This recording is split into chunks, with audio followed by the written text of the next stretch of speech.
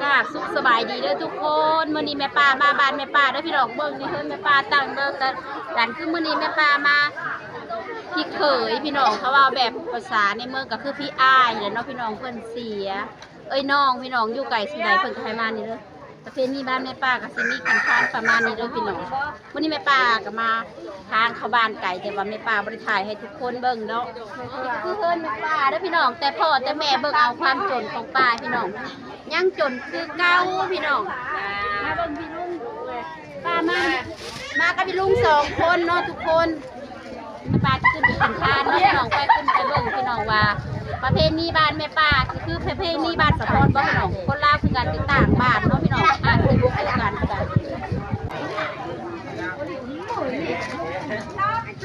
พี่น้องความจดเนาะพี่น้องใครคือสีมองเห็นป่าเบิ่งเอาคือป่ากันยังจดนี่คือท่อนเจ้านี่แหละพี่น้องมาเบิ่งไปป่าสิมากินทานเด้อพี่น้องสิมืดแน่เด้อทุกคน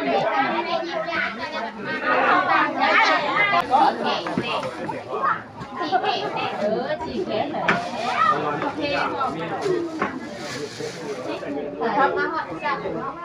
มาแต่6 โมงบรรยากาศก็ประมาณนี้เด้อทุกคนนี่คืองานเจ้าเลยค่ะนี่แล้วบ่อันนี้ก็บ่ว่าปลาดอนค่อยบอกเจ้าเลยนั่นน่ะมีเงินจะพักขึ้นเลยพี่น้องพี่ป้าเขาว่ามาถ้าพี่เพิ่นจะให้เขาเป็นคนเอิ้นเองเนาะพี่น้องแต่ว่าแถวบ้านที่ลุงเพิ่นเองเลยทำราคาจะมีเงิน100,000ประเทศก็ขึ้นแล้วก็นาทีตรงนี้มีเอาแล้วโดนแบบลูกทุกสบายเลยค่ะใช่ป่ะนี่โดมจักผมใช่ป่ะดอกผัดไทยเจ้าผัดไทยประเทศเขาได้ป่ะหนาวแล้วทุกคนดีเลยเงากินเย็นหลังไม่พบใครเนี่ยลูกนี่คือวันที่ความมือได้บ้างไม่โดนหาใหม่เด้อ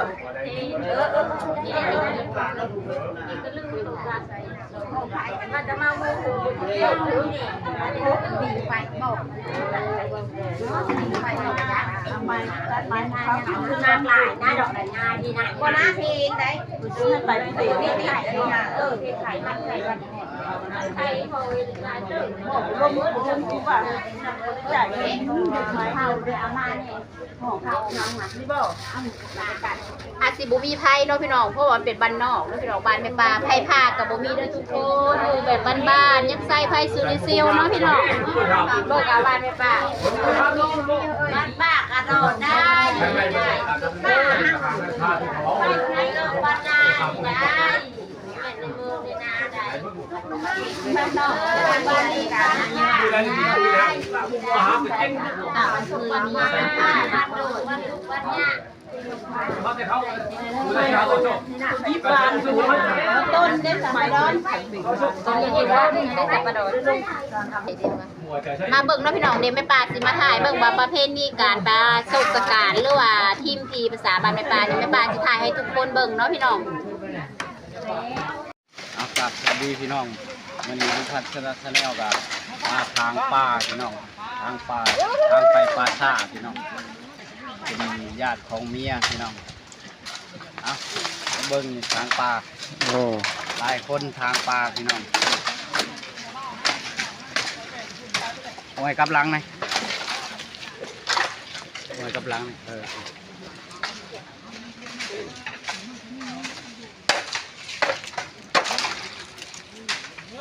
เป็นอะไรมาครั้งแรกเอาเดี๋ยวพันธนาชาแนลกับชีเตียนทายให้เบิ้ง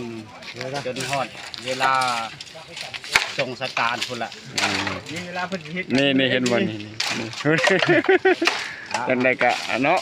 ฮอดได้ก็มาเบิ้งน้ำกันก็ติดตามกันฝากเป็นขั้นๆตอนนี้แหละมาเบิ้งกันพี่น้องพี่น้องทางไปปราสาทนี่แต่กอกระสะพี่น้องนี่แต่กอกระสะอยู่บ้านดงมักกอพี่น้องดงมักกอนาแค่เมืองอัศพรนาเขตนี่พอยดำนี่พอยดำเลยนี่พี่น้อง ตอนนี้กำลังเฮ็ดกองพรพี่น้อง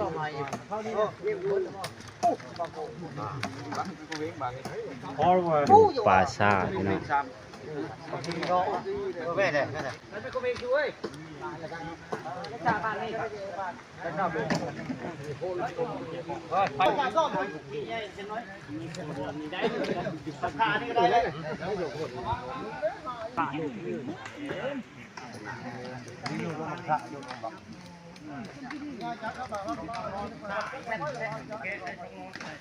ว้าวแม่บุพป้าสิไปเลยป้าสิ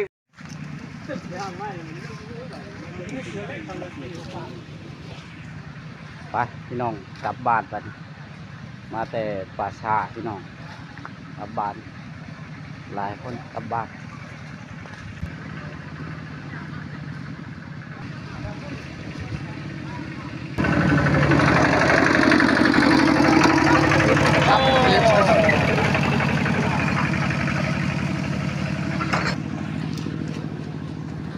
ไปพี่น้องลุงพันธ์ชนะชาแนลกับสิพากันกลับบ้านแล้วพี่น้องเพราะว่าไปป่าชาพี่น้องไปตามป่าตามดงไปทางป่าไปป่าชาอยู่บ้านนอกพี่น้องอยู่บ้านนอกเด้อพี่น้องไปบ้านนอกบ้านนาบ้านนอกบ้านนาพี่น้อง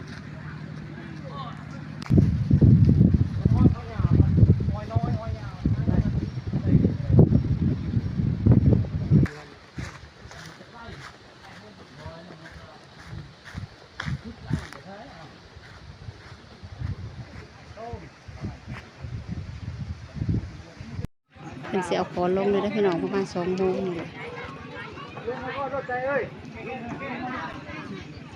สิใส่รถไถแบบบานๆเด้อพี่น้องนี่ก็คือประเพณีบ้านแม่ป้าเด้อทุกคน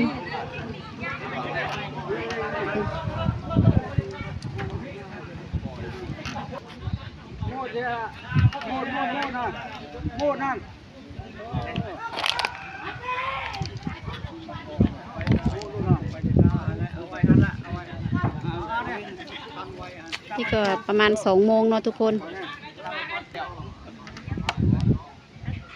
บ้านก็จะเป็นประมาณนี้เลย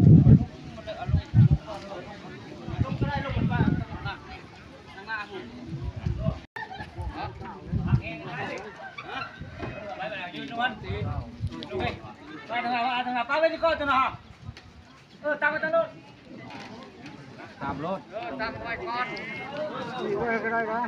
ลุงคือบ่ปะเม่นทางนั้นเขาเฮาปะบ่แล้วแต่ประเพณีติ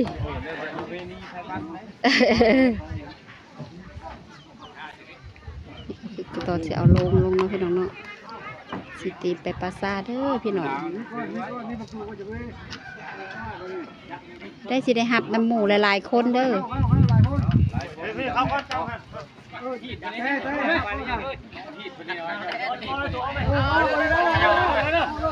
มันเยอะเนาะใ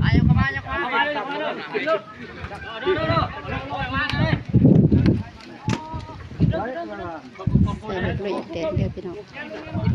รถไฟอ่ะเอาตรงไหนเขายิงมันใกล้กว่าไหนได้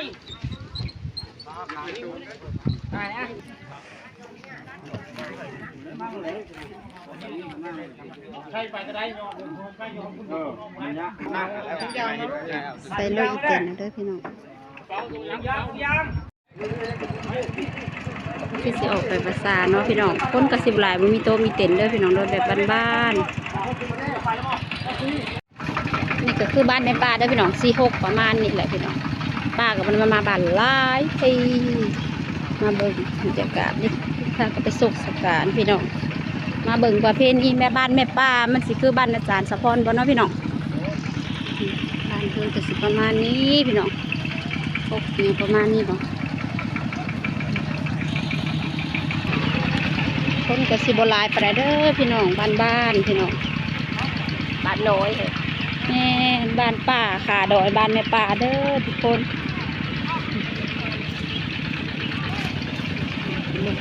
ก็ทำงานไปประมาณนี้แล้วทุกคนเลย เด้อพี่น้องคนก็สิบหลายไปเด้อทุกคนสิประมาณนี้แหละประมาณนี้เด้อพี่น้องทางไปประสาบ้านในป่าเด้อพี่น้องเบิ่งมีแต่ป่าเพราะว่าบ้านแบบบ้านๆนะพี่น้องบ้าน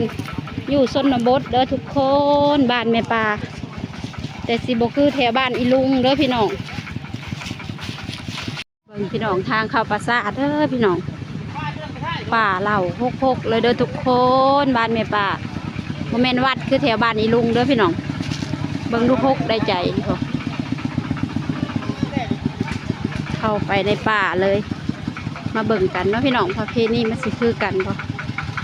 ป่าสิถ่ายให้ทุกคนเบิ่งไปตามขั้นตอนเด้อพี่น้องเข้าไปป่าตึบเลยนี่ก็คือเข้าเขตที่ประสาเลยเด้อพี่น้องไกลเติบบ่ทุกคนแม่ป่าว่าย่างบักเฮิงเนาะย่างเอาพี่น้องเบิ่งดูมีแต่ป่าแต่ดงบรรยากาศก็คือลมเด้อทุกคนลมแห้งเข้าไปนี่แต่ป่ามีแต่ดงพี่น้องคือเขาชื่อว่ากระดงดิบป่าใหม่เด้อพี่น้องพกพี่น้องจะกินได้หรือจะเยอะย่างงามพี่น้องสมซื่อว่าบ้านดงเด้อพี่น้องบ้านในป่าเบิ่งดูมีแต่หญ้ามีแต่ป่าเหล่าป่าดอนเต็มไปด้วยป่าน้ำไม้บงพี่น้องนี่ก็คือหอดเลยเด้อพี่น้องมีแต่กอน้ำไม้บงกับกอน้ำไม้กะซะพี่น้องมาเบิ่งน้ำกันเต็มไปด้วยป่าน้ำไม้บงเด้อทุกคนเบิ่งดูบ้านในป่าสมซื่อว่าบ้านดงเด้อพี่น้องทางไปป่าซาเด้อพี่น้องนี่เด้อนี่แต่น้ำไม้บงพี่น้องน้ำไม้บงน้ำไม้กระซะน้ำไม้ไล่เด้อบ้านในป่าหลายพี่น้องทางไปก็อาคูสุดยอดมาวิทย์ป่าน้ำไม้บกแล้วก็ป่าน้ำไม้กระสะพี่น้องลำห้าวน้ำไม้ไผ่บ้านเฮานี่แหละพวกทุกคนก็เขาป่าเขาดงค่ะรีสมสื่อว่าบ้านดงเด้อพี่น้องวันนี้แม่ป่ามาโศกสการบ้านแม่ป่าเด้อพี่น้องแม่ป่าถ่ายคลิปให้ทุกคนเบิ่งว่าบ้านแม่ป่าอยู่ป่าอยู่ดงคักดงแน่แล้วพี่น้องเพิ่นสิเต็มพื้นไปใส่อันเขาสิว่ากลับไปวางเพิงแหละเนาะพี่น้องว่าแบบภาษาในเมืองกับวางเพิงกับภาษาบ้านแม่ป้าก็คือว่าเอาพื้นไปดอนนั้นฮะนี่ก็คือพี่น้องนะพี่น้องที่แวะกระเตงมาโศกสการอะไรเด้อทุกคนเด้อต้นอาจสิบหลายประดายของแบบว่าบ้านบางคนจะถือผ้าได้พี่น้องเบิ่งคือกันบ่ประเพณีบรรณาจารย์กับบ้านแม่ป้าเจ้าสิเอาไม้ประมาณนี้บ่คือแถวบ้านอีลุงเด้อพี่น้องนี่พี่น้องนี่ก็คือกองพรเนาะทุกคนเป็นกำลังสิตีมขึ้นเด้อพี่น้องนี่สิหาพื้นแบบธรรมชาติเนาะพี่น้องก็ป้าก็สิลง6บ่ทุกคนบ้านป่าชื่อว่าบ้านดงพี่น้องแต่อยู่อัศพรเด้อพี่น้องเด้อ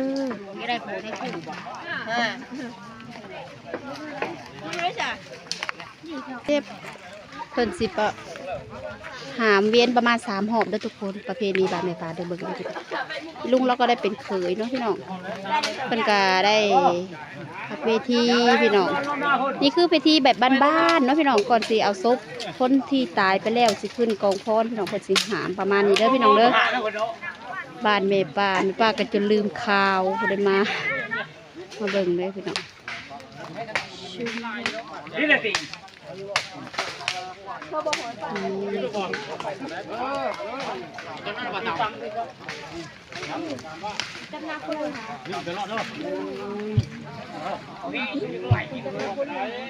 ก็สิตามกองพอดีนะพี่น้อง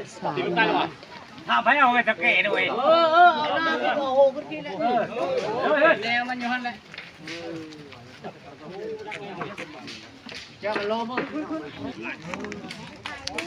คันว่าคือหามโลงเนาะพี่น้องหรือว่าคนอีกอย่างประมาณนี้คือเครื่องใส้ที่เพิ่นประกอบกับโลงก็ต้องเป็นลูกหลานเนาะพี่น้องคือบ้านแม่ป่ามีแต่ลูกมีแต่หลานหรือว่ามีเขยเด้อพี่น้องบ่คนอื่นเพิ่นก็มีแต่สิยืนเบิ่งแบบประเพณีแบบบ้านๆเนาะพี่น้องเนาะ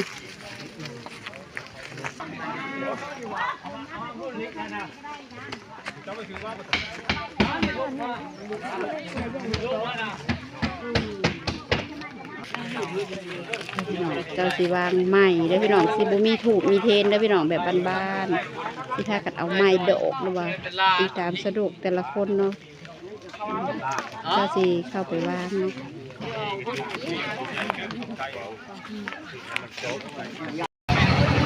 ลุงพันธุ์ชาแนลกันมาวาง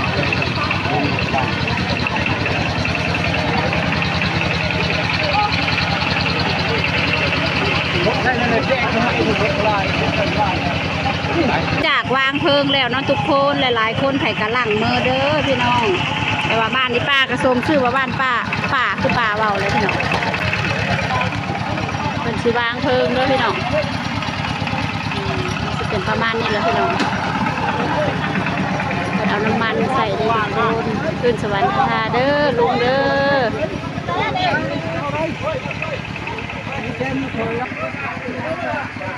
มาพี่น้อง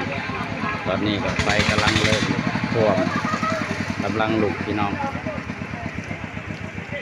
ไปพี่น้องก็เลิกชีได้เมื่อแล้วพี่น้องเลิกเมื่อแล้วบัดไปหลายคนก็พากันเสียออกเมื่อแล้ว มาพี่น้องคลิปนี้แม่ป้าขอจบคลิปเท่านี้เนาะพี่น้องอย่าลืมกดไลค์กดแชร์ให้อีลุงอีป้าและเป็นกำลังใจให้ป้าให้ลุงหน่อยเด้อพี่น้องมื้อนี้แม่ป้ามาบ้านก็มาเลยก็กลับเมื่อกับอีลุงพี่น้องได้บรรยากาศบ้านแม่ป้ากับสีลมเนาะพี่น้องแต่บ้านดงบ้านป้าคือแม่ป้าถ่ายคลิปมาทุกคนเบิ่งเลยป้าก็เป็นบ้านนอกเนาะพี่น้องบ่มีไผพาใส่เด้อบ้านแม่ป้าพี่น้องถือว่าอยู่นอกชนบทพี่น้อง